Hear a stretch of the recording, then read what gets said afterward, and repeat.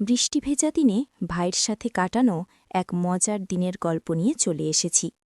আমার এই গল্পে এমন কিছু মুহূর্তের কথা বলবো যা আপনার মন ছুঁয়ে যাবে। গল্পটি যদি আপনার ভালো লাগে তাহলে একটি লাইক দিয়ে আমার চ্যানেলটি সাবস্ক্রাইব করে আমার সাথে থাকুন। বন্ধুরা, আমার নাম রূপা। আমার বয়স এখন ৩১ বছর। প্রায় ৮ বছর হলো আমার বিয়ে হয়েছে। কিন্তু আমার স্বামী তার কাজের জন্য বেশিরভাগ সময় শহরের বাইরে থাকেন, তাই বাড়িতে আসার সুযোগ খুব কম পান। আমার আত্মীয়স্বজন সবসময় বলেন যে আমি খুব হাসিখুশি আর প্রাণবন্ত একজন মানুষ, কারণ আমার হরিণের মতো চোখ আর সুন্দর হাসি দেখে যে কোনো মানুষের মন ভালো হয়ে যায়। তবে আমার স্বামীর কাছ থেকে আমি যতটুকু ভালোবাসা আশা করি ততটুকু পাই না। কাল আমার চাচাতো বোনের বিয়ে, তাই আমি একদিন আগেই সেখানে যাচ্ছি। রেডি হয়েছি, কিন্তু আমার স্বামী অফিসের কাজে ব্যস্ত থাকায় তিনি আমার সাথে যেতে পারলেন না, তাই আমি একাই যাচ্ছি। আমাকে বাসস্ট্যান্ডে নিতে আসছে আমার ছোট ভাই, যার নাম দীপ। সেদিন মুষলধারে বৃষ্টি হচ্ছিল আর বজ্রপাত হচ্ছিল। আমি বজ্রপাতের শব্দে খুব ভয় পেতাম। আমি বাসস্ট্যান্ডে পৌঁছালাম, দেখি যে আমি ছাতা আনতে ভুলে গেছি। সেই সময় খুব জোরে বৃষ্টি হচ্ছিল। আমার ভারী ব্যাগটা নিয়ে বাস থেকে নামতেই কিছুক্ষণের মধ্যে আমি পুরো ভিজে চুপচুপে হয়ে গেলাম। চারপাশে তাকিয়ে দেখলাম কোনো দোকানপাট খোলা নেই, আর তেমন লোকও নেই। আমার ছোট ভাই দীপ এখনও আসেনি আমাকে নিতে। আমি একটি ছোট বন্ধ দোকানের সামনে গিয়ে দাঁড়ালাম আর অপেক্ষা করতে লাগলাম। কিছুক্ষণ পর খুব জোরে বজ্রপাত শুরু হলো, আর আমি ভয় পেতে লাগলাম। তারপর দেখলাম যে বৃষ্টিতে ভিজতে ভিজতে আমার ছোট ভাই দীপ আসছে। সেও বাড়ি থেকে বেরোনোর সময় ছাতা নিতে ভুলে গেছে। দীপ এসে আমার পাশে দাঁড়ালো আর বলল, আপু, অনেক ভিজে গেছো দেখছি। বৃষ্টিতে ভিজে আমার জামাকাপড় সহ ব্যাগের সব জামাকাপড় ভিজে যাচ্ছিল। আমি খুব অস্বস্তিতে ছিলাম। দীপ জিজ্ঞাসা করল, আপু, তুমি কি করে ভিজে গেলে? আমি বললাম, আর বলিস না, আমি ছাতা আনতে ভুলে গেছি, আর এখন দেখছি তুইও তো ছাতা নিসনি। দীপ বলল, হ্যাঁ, আমিও তাড়াতাড়ি বেরোতে গিয়ে ছাতা আনতে ভুলে গেছি। এরকম কথা বলতে বলতে আরও জোরে বৃষ্টি হতে লাগল, আর সাথে খুব জোরে বজ্রপাত শুরু হলো। ভয়ে আমি দোকানের পিছনে পিছিয়ে গেলাম। দীপ দেখল যে আমি আস্তে আস্তে ওর কাছ থেকে পিছিয়ে যাচ্ছি। বজ্রপাতের শব্দ আরও জোরে হতে লাগল। ভয়ে আমি হঠাৎ বসে পড়লাম। দীপ বলল, আপু, ভয় পেয়েছ বুঝি? চিন্তা করো না, আমি আছি। আমি বুঝলাম ও আমার জন্য চিন্তিত হয়ে পড়েছে। একটু পরে এমন জোরে বজ্রপাত হলো, আমি চিৎকার দিয়ে দোকানের খুঁটি শক্ত করে ধরলাম। কিছুক্ষণ পর বুঝতে পারলাম চিৎকার দেওয়ার জন্য ওই মুহূর্তেই দীপ চমকে গেছে। তারপর আমার ভাই বুঝতে পারল যে আমি খুব ভয় পাচ্ছি। তখন দীপ আরেকটু সাহস নিয়ে আমাকে শান্ত করার জন্য বলল, চলো, একটা ভালো জায়গায় দাঁড়াই। বৃষ্টি থামার নামই নিচ্ছিল না। আমি ভয়ে ভাইয়ের হাত ধরে দাঁড়িয়েছিলাম। কিছুক্ষণ পরে আমাদের সামনে দিয়ে দুজন লোক পার হলো। দীপ লোকগুলোকে দেখে আমার হাত ছেড়ে দিয়ে একটু দূরে দাঁড়ালো। লোকগুলো চলে গেলে দীপ আবার আমার হাত ধরল, যেন আমি ভয় না পাই। এরকম হতে হতে প্রায় অনেকক্ষণ সময় কেটে গেল। আমার ভয় পাওয়া দেখে দীপ হাসতে লাগল, আমিও হাসতে লাগলাম। আমি তখনও দীপের পাশেই দাঁড়িয়েছিলাম। হঠাৎ করে দীপের চোখ পড়ল পাশে থাকা ডাবের দিকে। বৃষ্টিতে ভিজে যাওয়ার কারণে দোকানের টিনের ছাউনির নিচে ডাবগুলো খুব সুন্দর দেখা যাচ্ছিল। এই বৃষ্টির মধ্যেই দীপ হঠাৎ একটা ডাব খাওয়ার জন্য হাতে নিল। তারপর তা এক নজর ভালোভাবে দেখে সুন্দর করে খেতে লাগল। বজ্রপাতার মুষলধারে বৃষ্টির মধ্যে আমার খুব ভয় লাগছিল, তারপরেও আমি তাকে খেতে নিষেধ দিলাম না। বজ্রপাতার মুষলধারে বৃষ্টির কারণে আশেপাশে তেমন কোনো মানুষ ছিল না। দীপের ডাব খাওয়া দেখে আমার কেমন যেন ভালোই লাগতে শুরু করল। ডাব খাওয়ার পর দীপ আমার পাশেই দাঁড়িয়ে রইল। আমি ওর পাশে দাঁড়িয়ে বললাম, বৃষ্টি যদি না থামে তবে কিভাবে যাব ভাবছি। কিছুক্ষণ পর বৃষ্টিতে ভিজে আমার আর ওর অবস্থা খারাপ হয়ে গেল। তারপর আমি বৃষ্টির জলে হাত ধুয়ে নিয়ে ওকে বললাম, আজকের এই স্মৃতিটা অনেকদিন মনে থাকবে ভাই। ও বলল, হ্যাঁ আপু, অনেকদিন পর এত সুন্দর সময় কাটালাম। তবে দীপ বলল, এই বৃষ্টি ভেজা মুহূর্তে ডাবটা দেখতে যেমন সুন্দর ছিল, খেতেও ভালো লাগল। এরপর কিছুক্ষণ পর বৃষ্টিটাও কমে গেল। বিকেলবেলা বৃষ্টিটা যখন থেমে গেল তখন আমরা দুজন বিয়েবাড়িতে চলে আসলাম। বাড়িতে আসার পর আমি আমার ভেজা কাপড় বদলে নিলাম আর ভালো একটা লাল রঙের শাড়ি পরে নিলাম। তারপর বাড়িতে সবার সাথে কথাবার্তা বলছিলাম।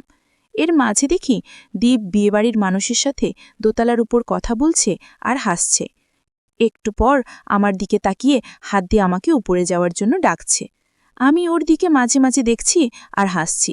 তখন আমার একজন বৌদি আমাকে বলল, রূপা, তুমি একটু দোতলায় গিয়ে রান্নাঘর থেকে 3টে প্লেট এনে দেবে? আমি বললাম, হ্যাঁ বৌদি, কোনো ব্যাপার না, আমি এক্ষুনি যাচ্ছি। আমি দোতলায় গেলাম আর দেখলাম যে দীপ সিঁড়ির কাছে দাঁড়িয়ে আছে। তো আমি ওকে জিজ্ঞাসা করলাম, প্লেট কোন ঘরে রয়েছে? দীপ বলল, সামনে গিয়ে 3 নম্বর ঘরটায় প্লেট রয়েছে। দোতলায় কেউ ছিল না, সবাই নিচে কাজে ব্যস্ত। আমি সেদিকে যেতে শুরু করলাম আর আমার সাথে সাথে ছোট ভাইও আসছিল। ঘরের সামনে গিয়ে দেখতে পেলাম এই ঘরটাতে বিভিন্ন রকম বিয়ের বাজারে ভর্তি। ডানে তাকাতেই দেখি দীপ আমার সামনে। আমি ঘরের ভিতরে গেলে ভাইও আমার সাথে এলো। দীপ বলল, আপু, একটু বসো, তোমার সাথে একটু কথা আছে। আমি তখন বললাম, এখন তোমার কোনো কথা শোনা যাবে না, সবাই বাড়িতে কাজ করছে। বৌদি যদি কাজ রেখে গল্প করতে দেখে তাহলে মন খারাপ করবে। বন্ধুরা, এখনও তোমাদেরকে আমার এই ছোট ভাই দীপের নাম বলা হলো না। ওর বয়স 12 বছর। সে আমার আপন ছোট ভাই। দেখতে ছোট হলেও তার ভিতরে দায়িত্ববোধরা ছিল অনেক। তবে সে খুব দায়িত্বশীল, তা বাইরে থেকে বোঝা যায়। আমি খুব খুশি যে এমন একটা ছোট ভাইকে পেয়েছিলাম। যাই হোক, আমার কথা শুনে ভাই আমাকে বলল, আপু, এখন বাড়িতে অনেক মানুষ থাকলেও সবাই কাজে ব্যস্ত। আমি বললাম, আমি যদি এখান থেকে প্লেটগুলো না নিয়ে নিচে যাই তাহলে বৌদি উপরে চলে আসবে। দীপ বলল, আসলে আমাদেরকে কেউ কিছু বলবে না। বলার সাথে সাথেই আরাম করে সে হেসে পাশের চেয়ারে বসল আর মজান একটা গল্প বলা শুরু করল। আমি হেসে হেসে তার গল্প শুনতে লাগলাম। দীর্ঘদিন পর মনে হলো কতদিন এমন প্রাণখোলা হাসি হাসিনি। তারপর গল্প করতে করতে সে আমার কাছ থেকে একটা কমলা খেতে চাইল। আমিও তাকে একটা কমলা বের করে খেতে দিলাম। একটা কমলা খেয়ে সে আরেকটা খেতে চাইল। তাকে আরেকটা কমলাও খেতে দিলাম। সে কমলাগুলো মজা করে খেল। এরপর আরও কিছুক্ষণ গল্প করার পর আমি ওকে বললাম, অনেকদিন পরে তোমার মজা করে কমলা খেতে দেখে আমি এত মজা পেলাম, খুব ভালো লাগলো। দীপ আমাকে বলল, আপু, কমলা খেতে আমার অসম্ভব ভালো লেগেছে। শুনে আমার খুব ভালো লাগলো। আমি দীপকে বললাম, ভাই দীপ, এখন তুমি এখানে থাকো, নিচে অনেক কাজ আছে। তারপর রান্নাঘর থেকে প্লেটগুলো নিয়ে বৌদির কাছে যেতেই বৌদি আমাকে বলল, এত সময় নাকি প্লেট আনতে? আমি বললাম, না, মানে আমি সম্মুখের 2 ঘরে খুঁজে পাচ্ছিলাম না, তাই বেরি হলো।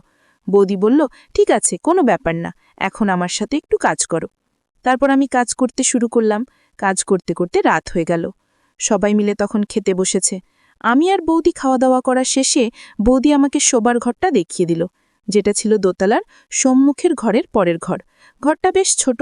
ঘরে একটি সিঙ্গেল বেড, আলমারি আর একটি ড্রেসিং টেবিল আছে। শোবার সময় আমি কাপড় বদল করলাম না, কারণ বাকি কাপড়গুলো বৃষ্টিতে তখন ভেজা ছিল। তারপর দেখি দীপ আমার ঘরে এসে চারদিক আর ঘরের বাইরেটা দেখে নিল। আমার মনে হলো সে কি যেন খুঁজছিল। যখন কিছু দেখতে পেল না তখন ভাই পাশের চেয়ারে বসল। আপু, আমার কিছু খেতে ইচ্ছা করছে, যদি কিছু খেতে দিতে। আমি বুঝতে পারলাম দীপের তখন কমলা খেতে ভালো লেগেছে, তাই সে এখন আবার কমলা খেতে চায়।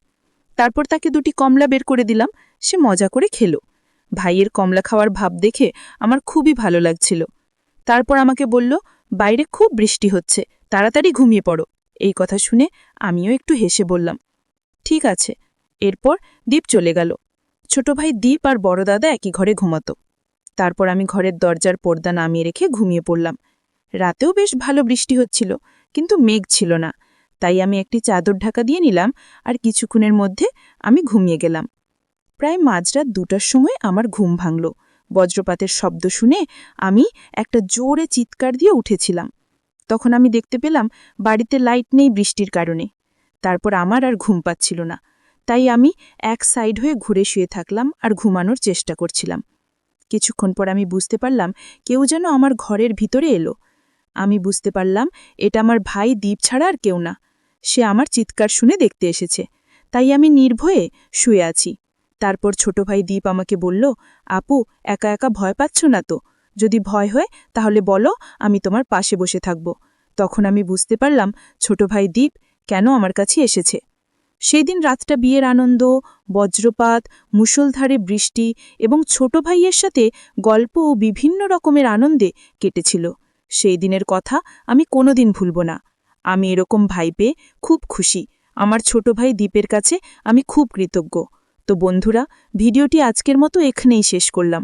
পরবর্তীতে আরও সুন্দর সুন্দর গল্প পেতে একটি লাইক দিয়ে চ্যানেলটি সাবস্ক্রাইব করে সাথেই থাকবেন। দেখা হবে পরের কোনো নতুন ভিডিওতে। সেই পর্যন্ত সবাই সুস্থ থাকুন। ধন্যবাদ।